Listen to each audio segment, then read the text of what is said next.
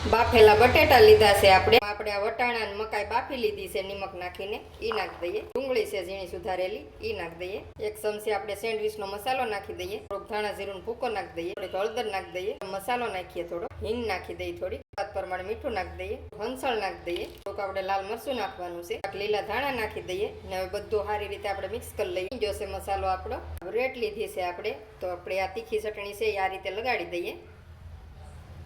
Sauce લગાડી દઈએ એકમાં। આપણે આ મસાલો ભરી લઈએ ગમે એકમાં। હવે આપણે આ પડ છે એ ઢાંકી દઈએ આ રીતે। આપણે ફરી તીખી ચટણી લગાડી દઈએ ઉપર મૂકી દઈએ આ રીતે। હવે આપણે તેલ નાખી દઈએ લોઢીમાં આ રીતે। સેન્ડવિચ છે એ મૂકી દઈએ એમાં। ફરી તેલ નાખી દઈએ ફરતું। બટર છે એ આપણે રાખી દઈએ અંદર ગઈ છે। હવે આપણે કાઢી લઈ ડીશ। મસ્ત મજાની બની ગઈ છે સેન્ડવિચ। જોવો તમે લીલા વટાણાની બહુ સરસ બને છે।